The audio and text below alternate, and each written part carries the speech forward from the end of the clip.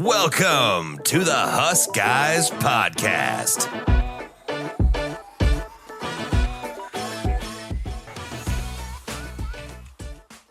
What is up, Husker Nation? It's 8:30 on a Monday night. We're recording on a Monday instead of a Tuesday this week because Andrew is a doctor and not a full-time podcaster and has to do other things besides focus on podcasting full-time, which is his fault.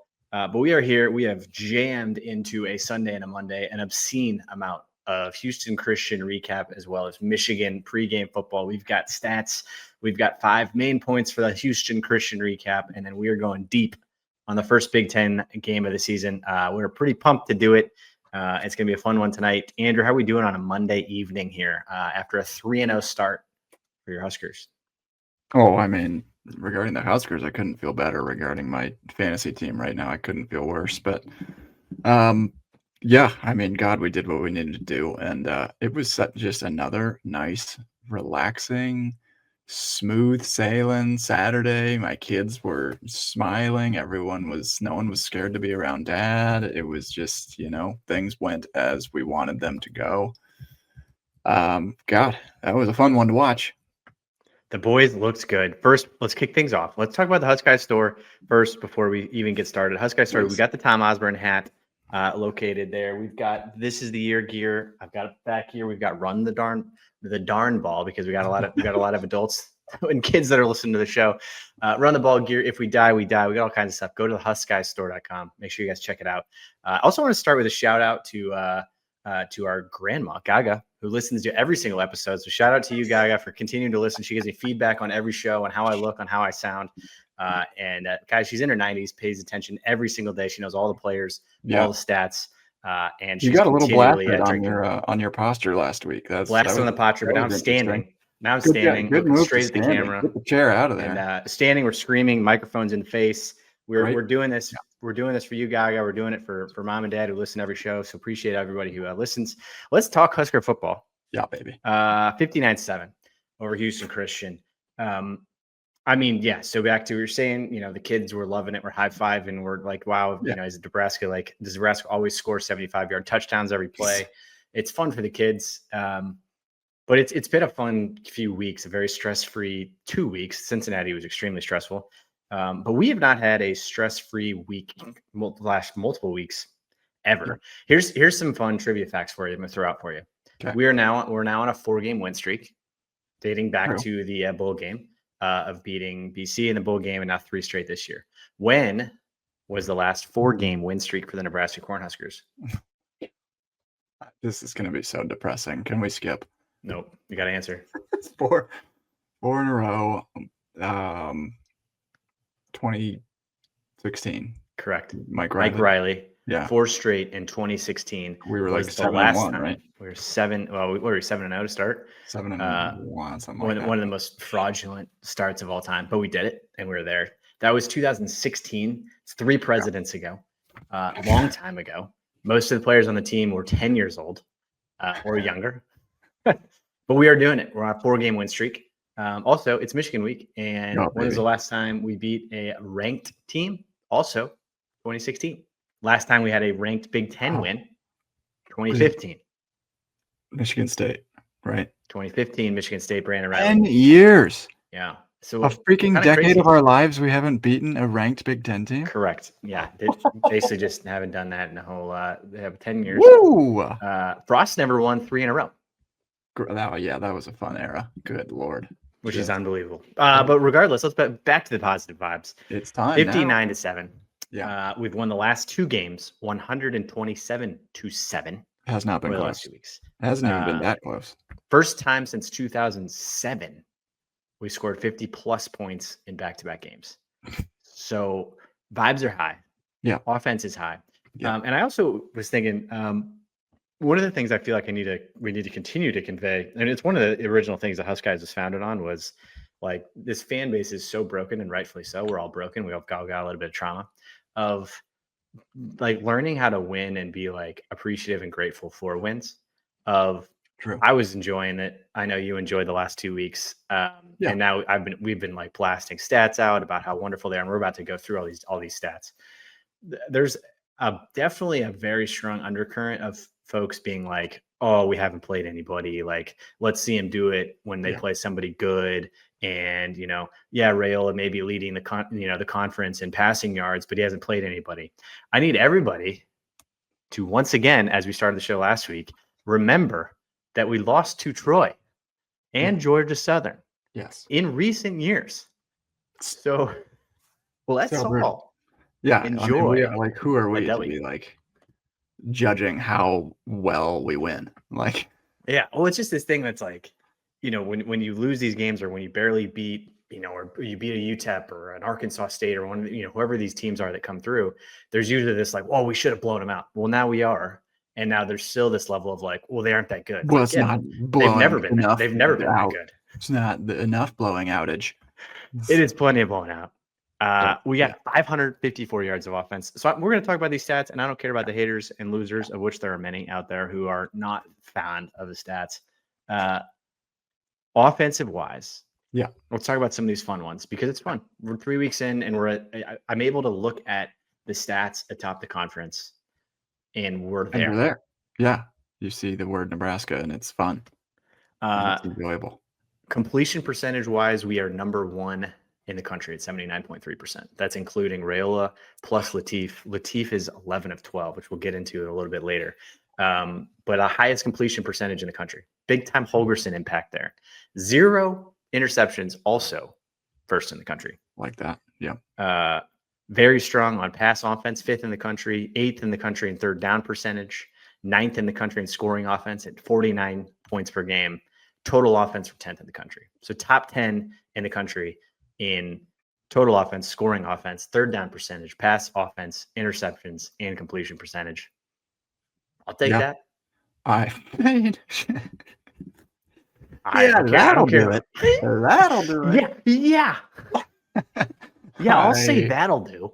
That'll do it. No, I mean, holy cow. Like, I think you just obviously everything is with a grain of salt. I get it. We're playing just like the deaf and blind and stuff out there, and it's just embarrassing for them. But you play who's on your schedule, and you take care of business, and good things happen. And I think that we've strategized pretty well. I don't think that I have too many qualms about anything other than a couple of like red zone drives. Like that's probably the only thing in the last 2 weeks that has been like, I don't know how that's going to go against the bigger teams, but like, God, if you're moving the ball, if you're converting third downs, if you're hitting deep balls, explosive passes and stuff, I mean, this is better than we've looked in years. I mean, years, like through the air. And I think that we've built up a little bit more like just general confidence in the competence of our offense. And like, that's just been lacking for a while.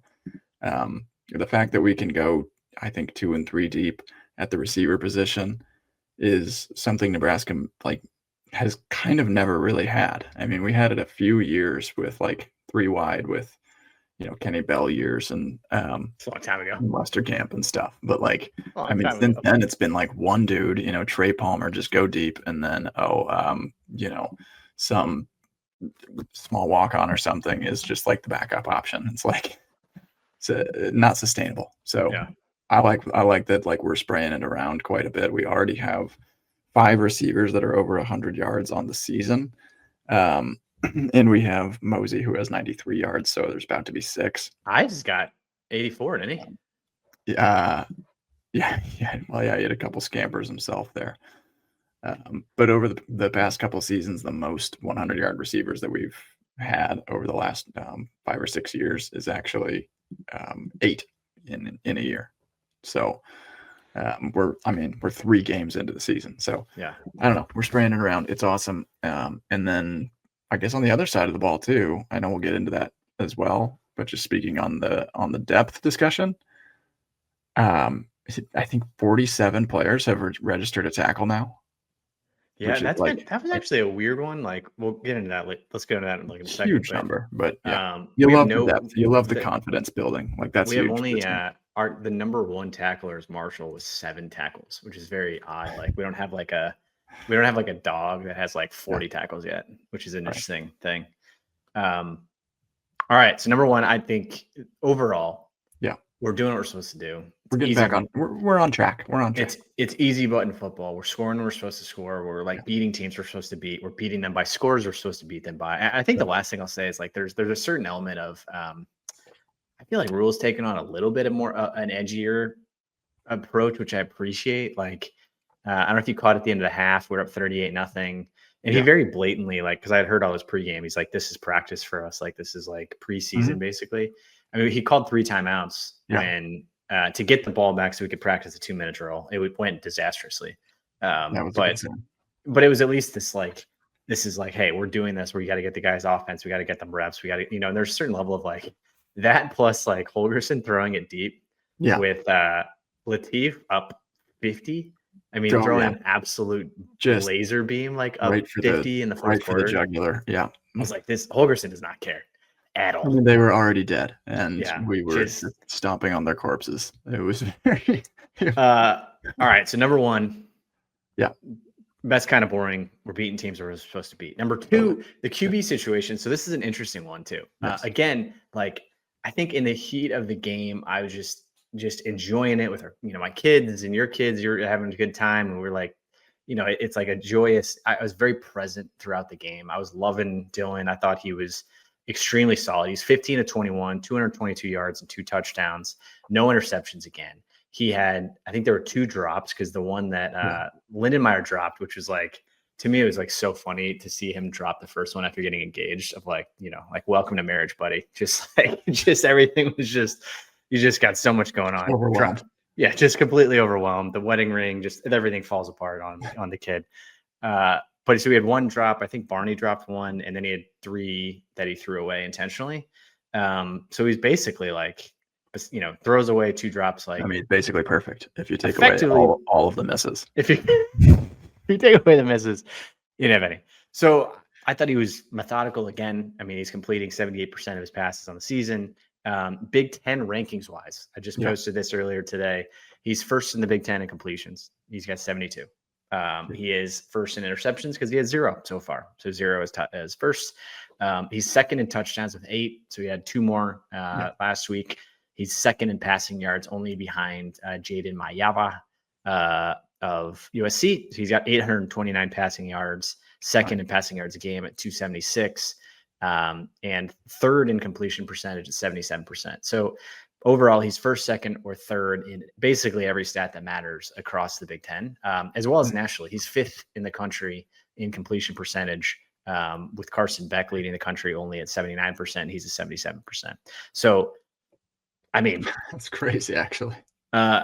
It's not like all of those teams are playing world beaters too, Well, I think that's what like there's an element of like, oh, we haven't played anybody. Like, well, neither has any of the that's everybody pads their stats. A couple big games, but like most teams have played 2 out of their first 3 games or Everybody pads their stats in the first few games, and we've just never been able to because we are busy grinding it out against UTEP and like God knows who, North Dakota State, and like all these games. And so we never get to like have these moments of like, oh man, this is sweet. Like we had 600 yards offense or whatever.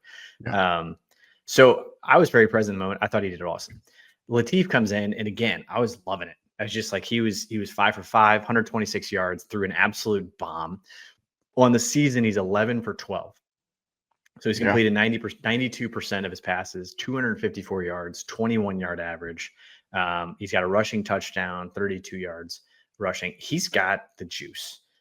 He threw for 7,000 yards in high school. So he's definitely like the kid. But I was so relieved through for the last 2 games in particular to be like, all right, I came into the season, we had no spring ball. So I had no idea if we had a backup quarterback. Because like if Railo goes down, we're screwed. If Emmett Johnson goes down, we're in deep, deep trouble. I come out of the last 2 games. I'm like, okay, you can play Latif. I feel pretty good about Ives. I feel pretty good about Mosey. I feel pretty good about, a lot of the guys back there. So that's where I come out of it. I go like look at our mentions the next day, and I had no idea that it's not a legitimate controversy. But the number of people that are like Latif should be starting was really. Have you not seen this? Oh my God. It's like a whole thing that I'm like, you guys. Oh my. Dylan Raiola is a legitimate first round NFL draft pick. Yeah. He's not like what are we. Latif has thrown 12 passes. We've seen enough. We're ready. I mean, the number. I Changing mean, of the guard. the number of comments people were like, "Yeah, Latif can run. He's a little more mobile. He's got that juice to him." I agree with all of those things. Yeah. But also, we have a legitimate NFL draft first-round quarterback who is a 5-star, the number 1 quarterback in his class, who is starting right now. So, like, who is also flawless on the season. So that I was like reading these comments, like, Yeah. once again, Everybody loves the backup quarterback. everybody loves the backup forever, quarterback. for But all of time. even when you have the number 1 quarterback and a potential first-round draft pick and quarterback, you still are like, yeah, but the backup. Well, that was like an interesting. I was Yeah. like, man, I guess like, man, if Rayleigh ever does throw an interception, people are going to be calling for his head already. Like, what are you doing? The only thing that I guess would say about Latif is it's interesting. It's interesting to let yourself think just for a moment about like, what if they do bring him in for just, one drive, Yeah. do a little zone read, like all of a sudden Michigan is like, what is Who's what this is kid? this? We weren't ready for this. Like Who's this kid? that intrigues me. Like you could get me there, but come on. Like Rayo's your guy. He's got 8 touchdowns and 0 interceptions. He's doing all right. Yeah, and Andrew H, thank you. Not the Andrew H on the screen, but Andrew H in the comments says Rail has also found his confidence with Dana calling the plays. We have only seen the beginning of his untapped potential, which Yeah. I completely agree. I just think in the last 5 games in particular, he's thrown the ball well. He's thrown it hard. But I will say to your point of like the 62-yard pass that he threw. I mean, yeah. No one was in the neighborhood. I mean, he was like, here's my question. He was alone in a cul-de-sac. There was Rayla has a way better arm than him, and really anybody in the country. He hasn't thrown that pass.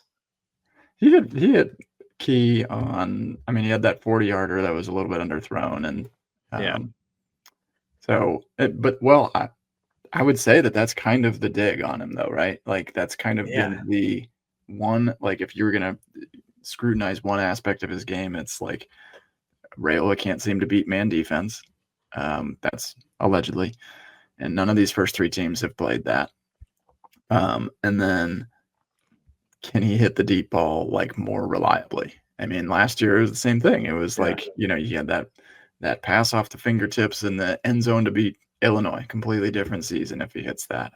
There was a couple against Ohio State, like just like those. God, if he just took something off of it or put something a little bit more on it, just that deep ball touch. But it's coming. I mean, if that's the last part of his game, like so be it. I'd rather have like the third down conversion percentage that we have right now of 62%. Like if you're gonna get there with 8 to 12 yard passes, we'll start there. It's good. It's like no one's singing his praises more than I am, but I like that pass. I was like, we haven't seen that. Like we haven't. I guess he hasn't thrown that pass yet. So like, but hey, awesome that Latif's got it in his bag. Also awesome that Mills is all these young guys, the amount of confidence that's going to come. So that's point 2. We got a QB. We also have a backup. So I'm feeling great about the chances of like, gosh, I mean, have you seen the NFL stuff happening right now? What's that? Joe Burrow's hurt. Yes. So is JJ McCarthy in Minnesota. Oh my God, and who is the third guy that just went down? 3 NFL guys are down and they're playing their backups. Already. Yeah. Like Burrow's done for the year. JJ McCarthy's out for 4 weeks. Jaden Daniels is out next week too.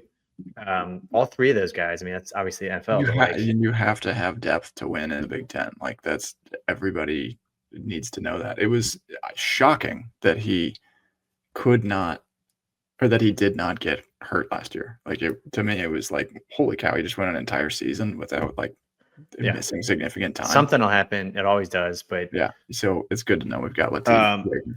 The last thing I'll say on TJ Latif, and again, this is like classic Husker fans not being able to enjoy success ever, right? Is We're not used to it. We're just getting back into the swing of things. With Literally like, the other prevailing this is thing, awesome. and it wasn't just one comment; it was like multiple people who were like, So funny. they said, "TJ Lateef, we're never going to be able to keep him next year." Jeez, guys- we're already talking about 2026. We've already We're just already like, talking 2026. yeah, you know what? We're gonna lose him next year. Like, hey guys, how about we deal with that next year? Mhm. And it's September 15th. Mhm. Can Mhm. we? They're just like, yeah, we, Right. forget it. We're like, he can't transfer yet. He can't transfer until the end of the year. So how about we just, Oh God. go? All right, enough on him. Point three, third main takeaway from the game. The young guys stepping up, which is awesome to see. So TJ played the entire second half, which is amazing. So he's now played almost a full game. He's played 4 quarters of football. Quentin Ives led the team with 85 rushing yards on 12 carries. That's massive for him. So think about how big that is for him coming in. We're like, without a spring game, without any game, he didn't get a single carry or 1 or 2 carries in that Cincinnati game.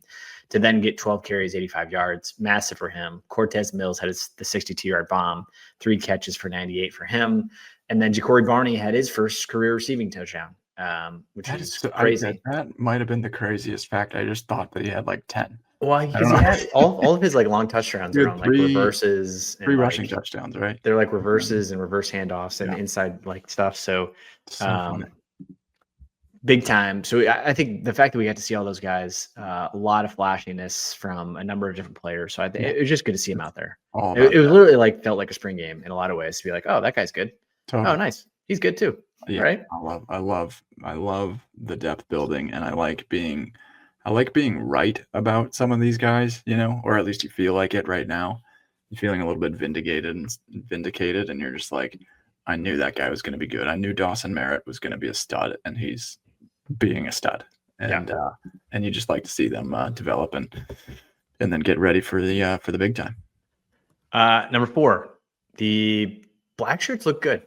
I thought that coming into the game, the big thing that Rule kept saying was we're nowhere near disruptive enough.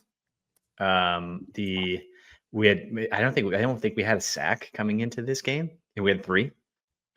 We had 8 tackles for loss. And I thought we were very disruptive. I think they had, it was 38-0 at halftime before we pulled the starters. I think they had 52 yards in the first half. And it honestly felt like they had like 6. I mean, there was just nothing happening, which is exactly what it should. They're not very good. I got it. They're like, that's exactly what they should do. But I mean, we never do that, right? We always like the fact that we're going 3 and out, 3 and out, 3 and out, 3 and out, while being disruptive. Yeah, the last 2 games we've had 9 tackles for loss against Akron and 8 against Houston Christian. We had 2 sacks against Akron and 3 against Houston Christian. So it was 2. Okay, those are the numbers that you're like, expecting though. And then on the tackles for loss, like against Cincinnati, that's going to be, we'll get into Michigan and stuff, but 2 tackles for loss against Cincinnati, like, that's where Rule is so mad, and that's why he's like hoping to see us get more disruptive and get into the backfield. And like, are we going to be able to disrupt lines that are just bigger than our D line? Like, so it's good to see them like turning it around. The other thing on the disruptiveness too, like, I liked that they were sending McCullough a little bit, like he was getting in there. Shavers and stuff as usual. RVP was making his presence known, and finally a little glimpse of Marcus Watson Trent. He had kind of a first quarter sack and stuff there. He had that after his sack. I like how legitimately was like, who is that? Like, I was like, I was expecting a lot more from him this year. So like, I was like, wait, am I not paying close enough attention? Because like, what number is that? Who was that? Yeah, he's looked like a step slow this year, to be honest, and almost dare I say on the pudgy side, but like, he's a lot more ripped than me, so I can't say that. Yeah, but he's younger. He's doing good. He's younger. Not more ripped than 19-year-old Frisbee Andrew. I can pick on him if I want. McCullough looks good. Van Poppel had a strip sack that led to an Aries 29-yard fumble return, which that fumble return by him, I thought was like, that was some of the athleticism that we'd heard about. Like he just ran in, picked it up. Just palmed it. You see him just palm it? And ball looked like a little Lego in his hand or something. yeah, and then just did not tuck it and run. And I think Nah, he was just I've like, seen enough of screw it, the I'm in. I've seen enough of the comments and like I've listened to a bunch of podcasts. And I think everybody's saying the same thing because the guy He was gonna closed get on him. caught or something. Oh yeah, did you see the guy closed on him and like definitely like was gonna catch him, and he was just carrying it like he was like literally First running. touchdown. Let's give him a break here. He was running with it, just like handing it out. It was like, Like, I've never done oh, this before. Is this is this how they Leon. do it? This is This how Leon they- Lett. Yeah, Leon Lett. This is BB. This has got Leon Lett all over it. But he scored big time touchdown. Great to have a defensive touchdown.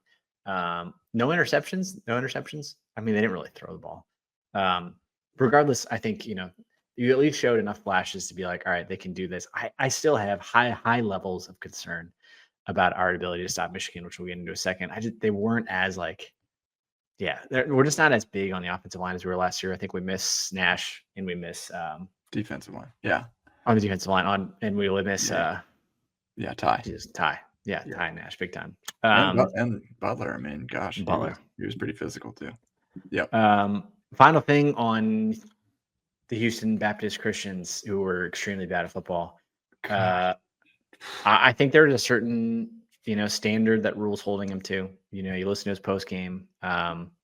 He's continually finding the areas that we did not do well, which I appreciate. Right, and one of his direct quotes was, "If we stay where we are right now, we won't win a lot of the games going forward. We have to improve." And I think there's that element of like, yeah, we won 59-7 and 68-0. But there's a lot of things to focus on, which I appreciate. Some of the stuff he highlighted and was like, I remember think too. It's like Rayola underthrew Danke, what could have been a touchdown instead of a field goal. So we had 9 over the last 3 games. We've had first and goal 9 times and scored. I think it's either 5 or 6 touchdowns out of 9.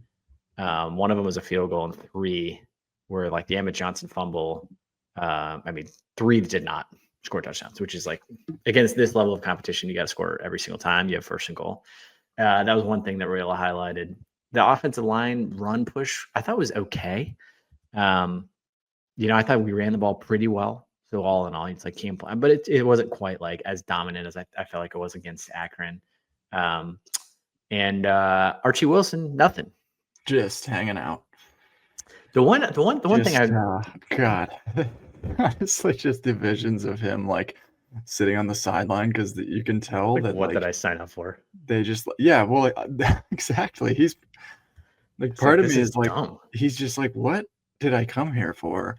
And like Australian rules football and whatever, and like rugby, like they're running around and like they're punting on the run and like they're tackling and they're hitting, and it's just like nonstop. And he's just like, all right then, well, I guess I'll just sit right here on the bench, eh? Yeah. It's like, yeah. It's like everyone's Right over screaming. here. Everyone's screaming. Like, this place is going He's nuts. just literally sitting there twiddling his thumbs, like looking up for his parents, and they're like, "We're gonna get a flight back to Melbourne pretty soon." You also got to figure, he's sitting there and he's like, I'm getting a full ride for this. Like, what is like? This is a good deal. It's like, I've punted 3 times this year. Right. He's played 3 snaps the entire season. He is getting thousands of dollars per kick right now. He's played 3 snaps all season. Great problem to have. I think somebody had looked up like the last time Nebraska didn't punt over 2-game stretch was, God knows when, like a million years ago. But that is, those are all good. I will say, because I had to look it up. Nebraska is 80% on red zone conversions this year, and this is probably our worst 3-game stretch that we have all year. That is a great number if you can keep it up. Like 80 is fine. We're 16 for 20 as well, so it is a lot of points. But like, I'm a little worried if that goes down. I would say, like, after this first 3-game stretch, I mean, we're 1/4 of the way through the season, and that's like probably concern number 1 is that I feel much more confident after the last 2 weeks. But there's been like 1 drive per game. It was like the 2-minute drill at the end of the first half. And then it was we got stuffed short again with Akron on the first drive of the game. We hit Danke on a long pass, and then we ended up settling for a field goal first drive of the game. We got all the momentum. Like those are the things where you're like, God, like I think I see it. Like we're more explosive, we're better at passing, we're more accurate. Like we've got a good running back. I get it. Like I think I see it. But we need a hammer near the goal line. Yeah. We need it. I don't Yeah, know. it just seems Maybe like it's Ives, honestly. Maybe I like know. maybe he There's a certain comes in element and of like the figures it play out. call becomes like, okay, now we're just gonna have like 6 guys run crossing routes from the 4-yard line. Like, Yeah, I mean, I there's guess that might work. Like, yeah. not really. I mean, give me some fade routes to freaking these tall receivers and stuff. I don't know. Anyway, that's probably just like following the HCU game. That's where I'm at. But I think the only so one thing that and XBS Studley, appreciate Yeah. you joining here, said we are number 1 in special teams, which PFF Yeah. graded us as the number 1 best special teams in the country, which is insane. legitimately unbelievable on so many levels of how bad the special teams has been in Lincoln for the last decade. That even after 3 games, like they're just doing things right. We haven't missed a PAT, which like Sure. remember back with the Frost era, he missed 70% of the PATs that we had. Like, it's like we couldn't make PATs, we couldn't make field goals in the Frost era. Like, and now we're just doing things normal. Like we're doing kickoffs, we're returning punts.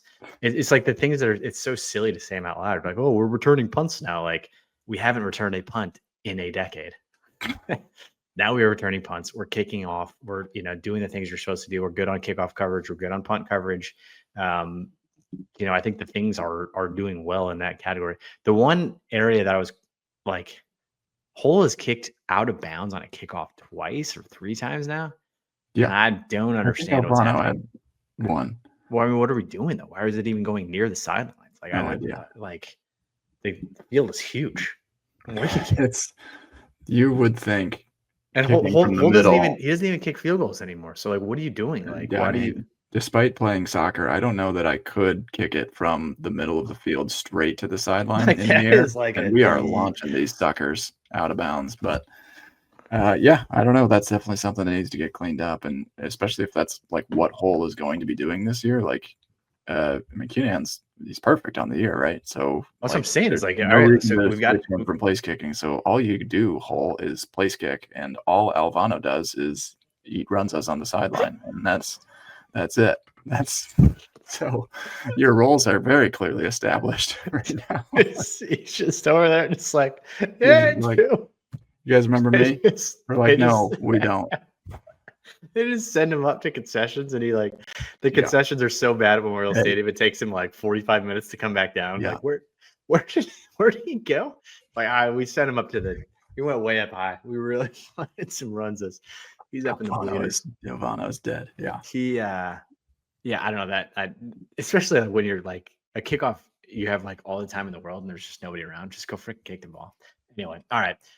The boys look good. 5 key things. Highest punt return average we have had in 10 years. I mean, I think we're like 8th in the country in punt return yards. It's like we're averaging over 16 yards per return right now. It's some of these things like you got to figure these guys that came in. Like I laugh at the both Rule and like Eckler comes in. It's like the bar is so low. Like Rule's like, oh yeah, we got a 4-game win streak, like, which is not that big a deal, and people are like throwing him a ticker tape parade. Like he had to have known like. The bar is so low. It's like, wait, a 4-game win streak, and you guys are like fired up about that. Like, oh yeah, we haven't done that since 2016. And Eckler's like, oh yeah, we're returning punts now. Like, oh yeah, hell yeah, we're doing that. We're back to doing that. Here's a crazy blast from the past. This is per CFBstats.com, which is an awesome little spreadsheet website thing, but. The last time we averaged double digits, so over 10 yards per return, was 2022. Guess how many returns we had that year? I mean, it's like, I don't know, 10, 5. 5. Great. Awesome. In 2025, we've returned 8. Yeah. I mean, we're 3 games in, and we've returned 8, and we have, 16.6. Average. It wasn't that good against Cincy, so we're going to see how it does against Michigan. But here's my first teaser of hope for Michigan, because now we're gonna get into the Michigan game breakdown. Shout out to the 900 who are joining us live. 900 folks joining us live, soon to be 1,000 as we keep this thing going. Make sure you guys check out huskskiesstore.com. Huskskiesstore.com. Get yourself some merch. Let's talk Michigan. It's game week. It's Big Ten week. It's a top 25 team coming to town. I mean, what do we got? Here it is. This is why we play the game. This is why we play the game. This Coming one's to town. been circled since last year. Michigan's number 23. Probably the biggest. This is the biggest game in the Matt Rule era. In terms of like, I mean, it would have been Ohio State last year, I guess. But like, in terms of where we're at as a program and like the steps that we're trying to take, you knew Raiola winning as a true freshman at like Ohio State last year was like, I mean, that's a crazy, insane dream that you would, of course, like you would take that. They were so stacked. But in terms of like more of a, we got to win this thing. It's time to take that step. It's here. This is it. This is like national audience, big time, CBS, like two blue bloods going at it. I mean, you could not put this more on like a platter. And we are rolling out the red carpet. It's the 1995 team. Like we're honoring them 30 years since that. The greatest team of all time is going to be present, just like last year, honoring the 1994 team when we played Colorado. I mean, just roll out the red carpet. High vibes. And get them on the sideline, get them in the locker room, get the vibes up, and like get these. Memorial is going to be insane. I mean, maybe even as insane as it was against Colorado if we are playing well. So I'm stoked. Yeah. So Michigan's coach, Sharon Moore, is suspended for the game. Cannot coach practice all week this week because of the cheating scandal from last year when they were cheating and stole everybody's signs. Can we pause there? I don't even know which Michigan cheating scandal we're on right now. There's literally so many. I don't even know which one he's getting suspended for. This is Stallions, is it not? There's the stealing signals. Correct. There's the Harbaugh was illegally meeting with they were recruiting and paying them. Which one is this? This is Sharon Moore was one of the instigators. I think he kind of took the fall for basically I think he's taking the fall for Stallions, which the whole thing is hilarious. Like Harbaugh wins the title and it's like, see you later. Like, I don't care. It's like, yeah, dude, you cheated the whole time you were here. No, cool. Yeah. So he leaves. Sharon Moore, who like, I'm honestly not that impressed with anyways. Like they kind of stunk last year. They weren't that good. He hasn't done a lot to prove this year. He hasn't done much. Like where they finished 7-6 last year. Like they weren't that good, especially coming off a title game. So him being there or not being there, I feel like doesn't. It does impact in the sense that, like, I mean, your head coach isn't there. It's definitely going to throw things off. They have the weirdest setup of all time, where they have this Biff Poggi as their interim head coach, but he's not really their coach, but he's there, and like everybody loves the guy because he like cuts his sleeves off on the sidelines, but he's not like a real coach. He's not like a real coach though. He's like he was at Charlotte. They just like saw him in the stands and they were like, this guy, he coached once, right? Yeah, but he's not like it's not like it's like, but not only that. Chip Kelly's on the sidelines. No, and he's right. It's like it's like your offensive coordinator or somebody would be. It's natural. Not even. He's not even an offensive or defensive coordinator. He's just like a guy who's there. He's just chilling. He was also 6-16 in his 2 years. He's not good. He got fired. He didn't even get to finish his second season at Charlotte. Yeah, well, it's Charlotte, so it's like, what's the natural elevation? They see something in him, and he's whatever, players coach or something, and they've got some kind of strategy. But like, if I see 6-16 at Charlotte, I gotta feel pretty good about like Matt Rule's in-game coaching chops versus a 6-16 Charlotte head coach. Like, I don't know. So I mean, I'm looking at now. I feel better. Might have advantage Huskers as far as like in-game, coordinator changes and adjustments and stuff that are going on. That's been a big beef that people have had with Rule too, though. Like, can he adjust enough? Can he win the big games? Can he pull it off? Like in these like decisive, decision making, clock management moments and stuff. So this is it. I mean, you've got a prime opportunity to do it, and then this guy is apparently not great at winning, at least in his Well, last 2 years. now I'm looking at his schedule. So he's at Charlotte the last 2 seasons. Before that, he was at Michigan for a season as the associate head coach, whatever that means. I don't even know what that is. But then before that, he was at St. Francis Academy. And Sure. before that, he was at Gilman School. And then Gilman, maybe. Wow. before that, he was at Citadel. So it's like, What is Gilman School? I don't know what any of this stuff is. Gilman School is an all-boys independent college prep school. A prep school? What's like an ACC course or an ACT class? But you like it's a high school. It's an all-boys high school in Maryland. Oh, it's not a prep course. It's a school. He is at a high school. He was a high school. I thought you said prep coach. course, like they're just doing SAT prep, and then they also run out routes on the sideline. Yeah, no. So he was literally coached high school up until 2015. Then he helped out at Michigan. Yeah, and then he's at Charlotte. So who is this guy? Point being, who is this guy? What's he doing on sidelines? Everybody likes him because he cuts his sleeves off. But sweet, so can I. Like, it doesn't make you like. He's a football guy. Great. So people would hate me if I did that. Points, Nebraska. There. I mean, anytime I go into these, I'm like, really, you can't get out coached by this guy. Like, there are times where he has been out coached by that guy. I said you can't get out coached by this one. Can't do it. But they've had an interesting start to the year. So I most paid attention to the Oklahoma game. I watched that game all the way through. Did you watch that game? I saw some highlights of that one, and I liked a lot more what I saw on the Oklahoma side. So yeah, Michigan's kicks off the season. Was their first game. They beat New Mexico 34-17. Game 2. They lost to Oklahoma 24-13, and then last week or on Saturday, they beat the Tar out of Central Michigan 63-3. That one was a little more concerning. I'm much more concerned. So that the Oklahoma game in particular, I watched that game. It was fresh off our game. I was feeling pretty good. I thought Oklahoma controlled the game the entire time. They were winning 14-0 at halftime. They were pretty firmly in control. Bryce Underwood, who is Michigan's star freshman phenom quarterback, who they paid $7 million+ to, paid for by the Oracle CEO, Larry Ellison, which makes absolutely no sense, besides the fact that he is dating someone who is a Michigan alum and decided to pay. He's now the richest person on earth after Oracle had a 50% run up on their stock this week. Fun fact for you. So the richest man on earth is...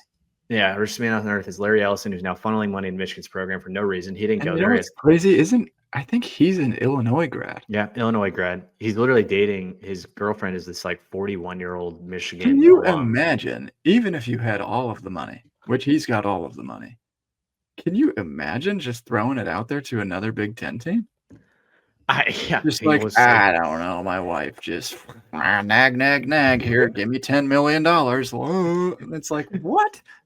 Nag. Give me Bryce Underwood. Give me 10 more million. I mean, gosh. Give me Bryce Underwood. Everybody knows that story. It's like, no, you don't do that. It's unbelievable. So insane. So he's good. I mean, he can play. There's no way around it. He is really good. Sure. He's got some Vince Young to him. He's got some he can run. He can run. He can pass. He does something that like Rayola doesn't do. Like he throws it hard.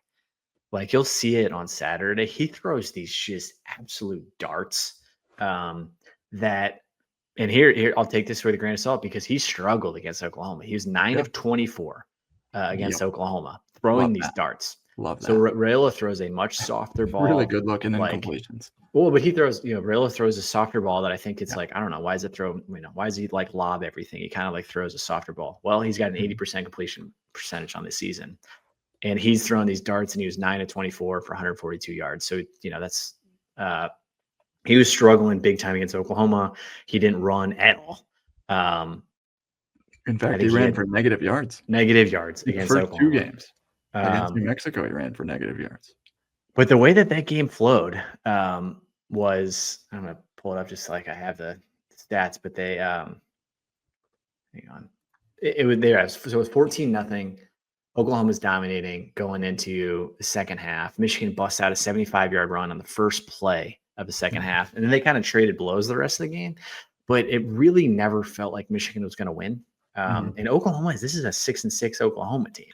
So it wasn't like, they weren't playing like that. Yeah, I mean, Oklahoma had the better quarterback in the game too, and He was significantly better quarterback. John He definitely Mateer outplayed him. he also the thing that'll be interesting is that Mateer. I mean, he used his legs to beat Michigan. He's got 33 rush attempts on the year. Mateer does. So I mean, that guy likes to run. Yeah. So it'll be interesting to see, do we see that and then say, hey, Rayola, why don't you take off on a couple of these, maybe? Both of their touchdowns in the first half were Mateer zone read runs.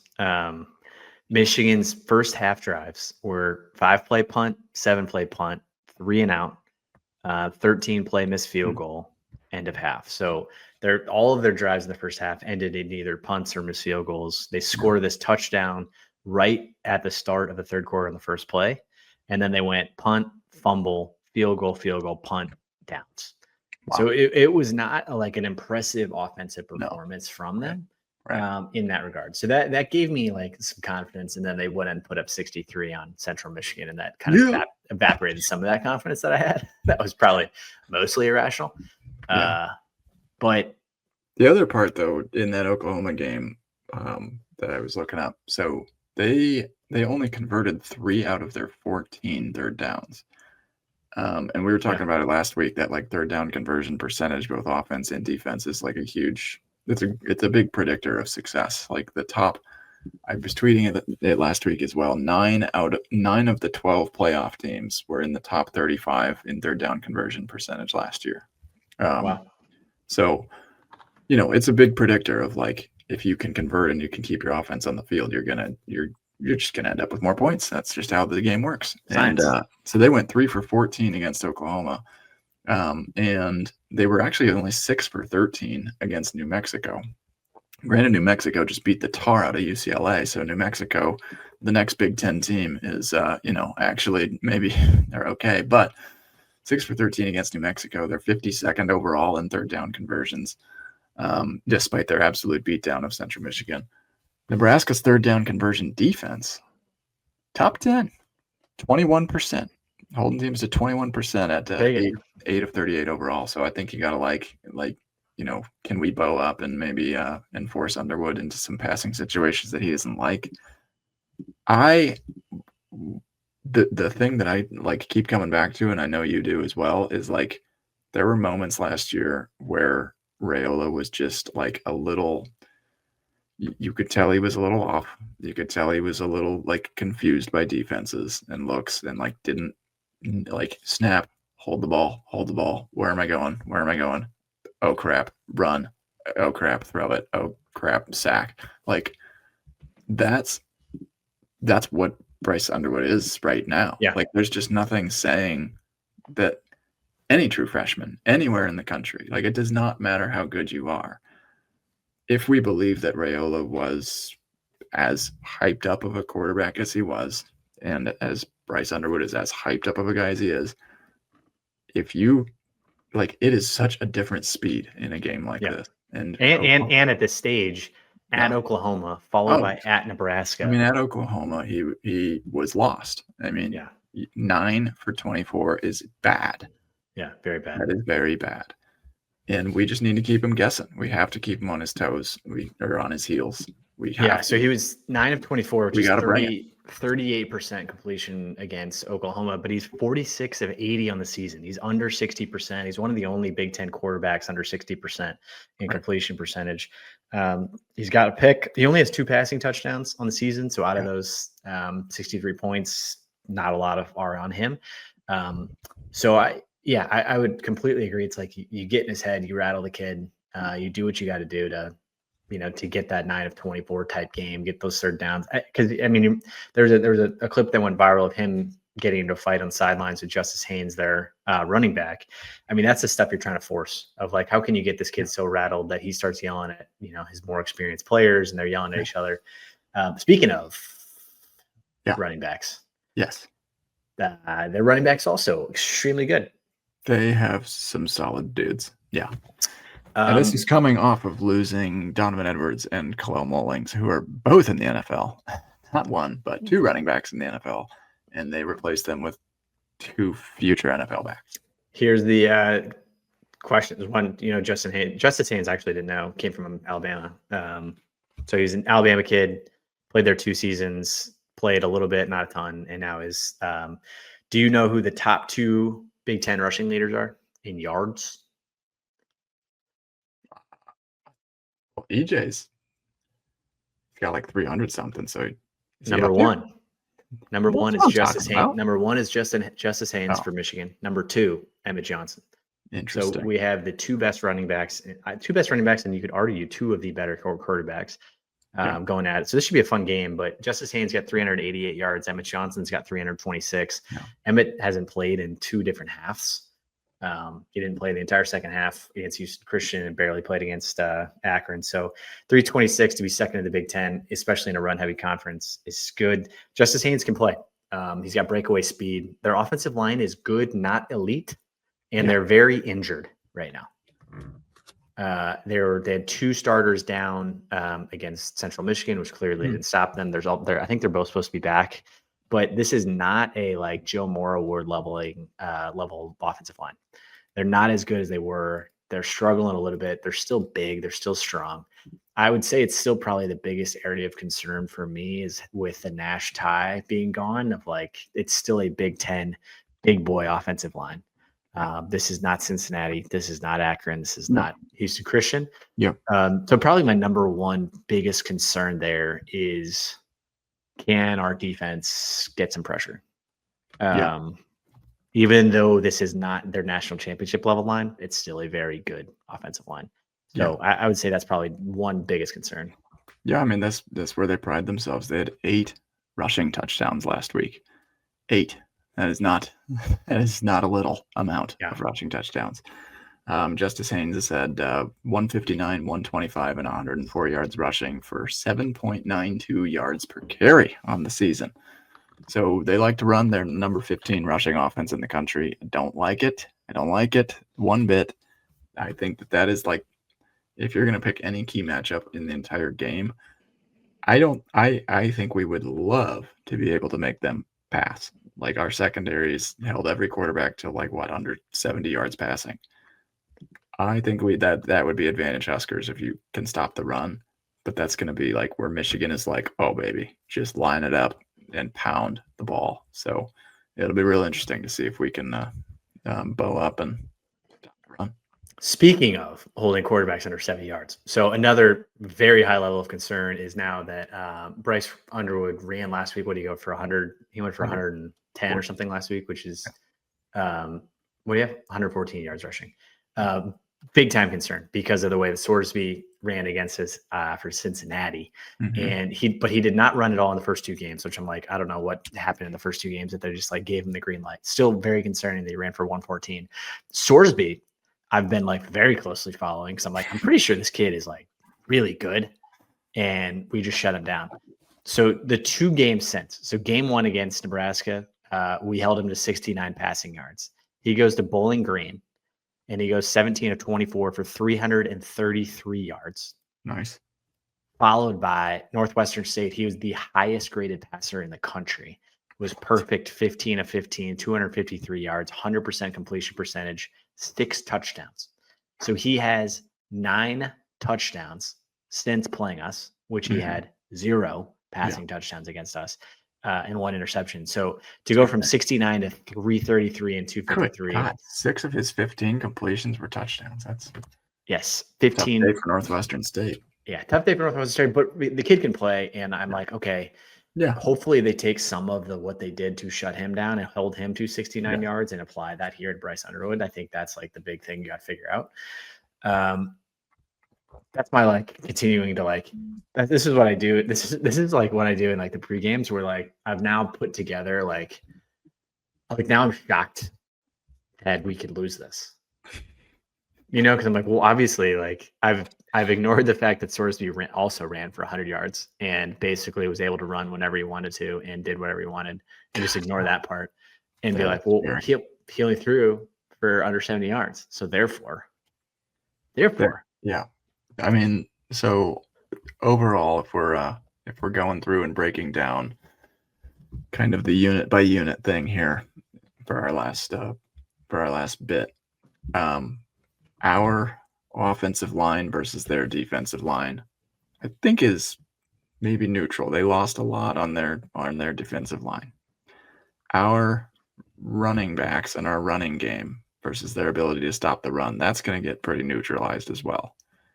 Our passing versus their pass defense, I think advantage Huskers. Like Mateer went for 270 yards on them. And so, you like to see that.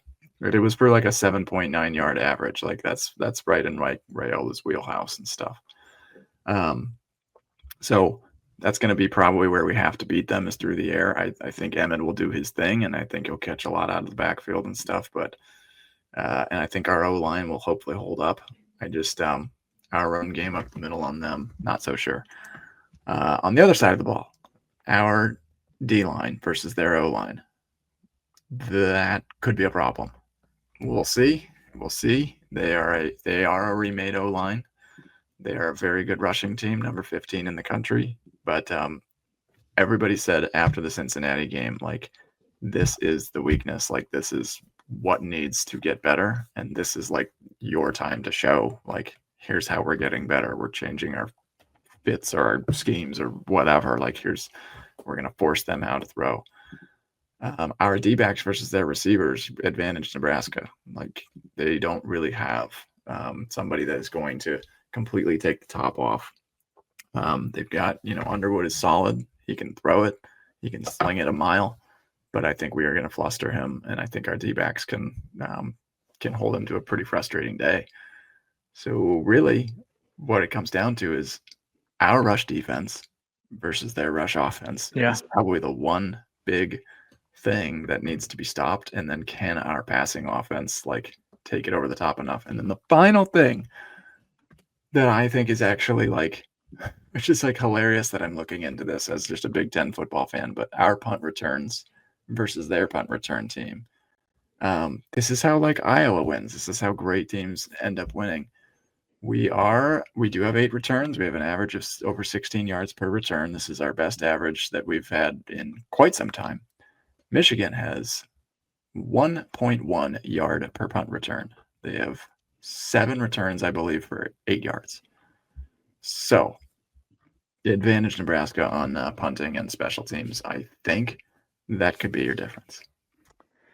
Yeah, I mean, if it's close, that's what's going to win you the game.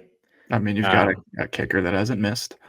You've got Archie Wilson that probably has to learn how to punt again this week, but yeah, their kickers missed a bunch too. Their kickers missed one each of the last 2 or 3 weeks, I think. They haven't shown the ability to return kicks quite yet. So, I mean, you're going to have the number 1 special teams. Shoot. Be the difference. Could be it. Yeah, I think that's huge. I think Hausman being their best player on defense is freaking killing me. So Ernest Hausman is a Husker for 1 season, 2 seasons, transferred to Michigan, is now leading the team in tackles.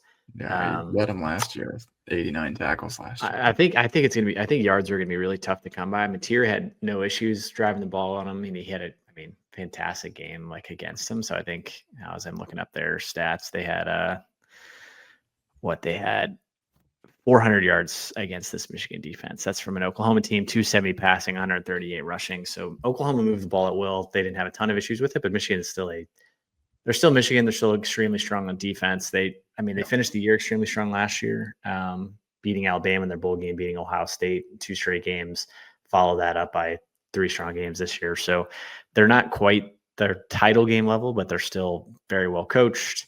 Well, if they had a coach, yeah. If they had a coach, yeah. Well, coordinator-wise, well coached. Yeah.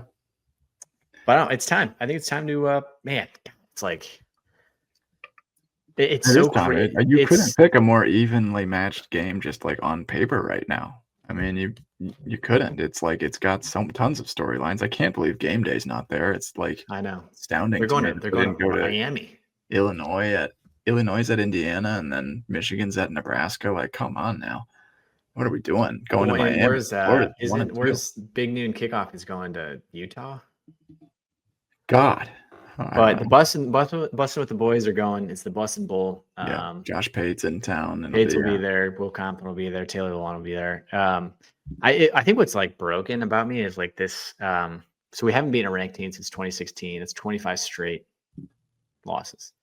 So it's so like unfathomable for us to like beat a ranked team, even though they're like barely ranked. They're 23rd. They're not even like, this isn't like we're not even trying to do like a top 5 win. It's just like if we beat them, they drop out of the top 25. This isn't even like this is like barely a top 25 team.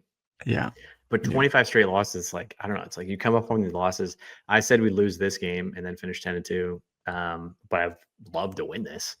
But I think that's the level of like 25 straight losses, 10-35 in 1-score games. Rule's got he's got some dark skeletons. He's 2-28 against ranked teams in his career, and he's never beaten a ranked Power 4 opponent, which is insane. Like when you go back and even look at his like Baylor years and the Temple years, there's never been a ranked Power 4 opponent because the Temple years they didn't play Power 4 teams, and in the Baylor years I think he was 10-3, lost all the ranked games. So like he can get a giant monkey off his back with this. Yeah. I mean, everything is just so teed up right now. Like you just have to smash this off the tee box. Like this is, oof, God. It's also Vegas has the line at 3.5 or 2.5. Like, I know it's favoring Michigan. I mean, but barely favoring. I mean, like they've beaten us by 1 million points the last 3 years. So it's like,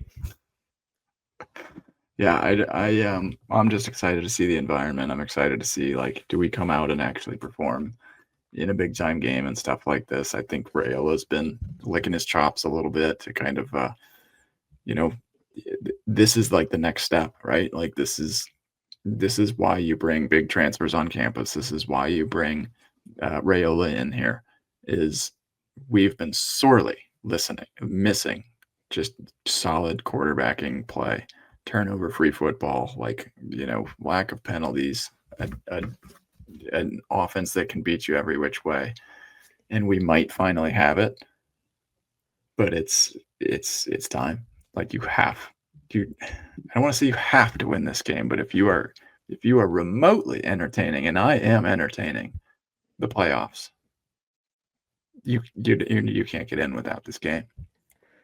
If you're entertaining 9-3, you kind of have to get this game 10-2.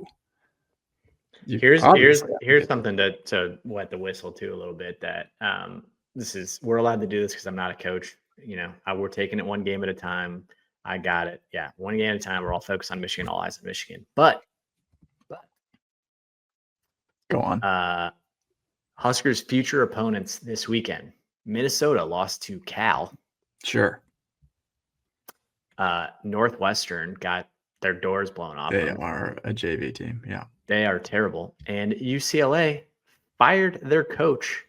Gone. After starting 0-3. He lasted 15 games because he's second season, right? Wow. So with 9 games to play, the Huskers only have 4 undefeated teams left on the schedule: USC, Michigan State, Maryland, and Penn State. So Michigan is a massive, massive win. And like, that's where it's like, God, if you could just figure out how to pull this one off, you are staring down the barrel of playing a bunch of teams that are not that good, are losing to Cal, are firing their coach. Like the UCLA, you're about to see a quit like you've never seen before in your life. Like all the players can transfer. Their transfer window is open right now. Wow. Every player at UCLA can transfer. God. And we play them in a month. So like, great. There's UCLA. Northwestern, can't lose that one. Minnesota lost to Cal. Like, where do you think Nico's going? He's out of there. I mean, what? That's one of the biggest, most colossal mismanagements of NIL. And I'm so glad, like, I'm so relieved that it happened that way. Like, I hope it serves as this cautionary tale for quarterbacks. For those not paying attention, Nico Imaloeva-Imaleven was the Tennessee quarterback the last 2 seasons. He signed the single most lucrative NIL contract in history at Tennessee. They gave him $7 million. He redshirted his freshman year. They paid him $2 million a redshirt, $2 million a second season.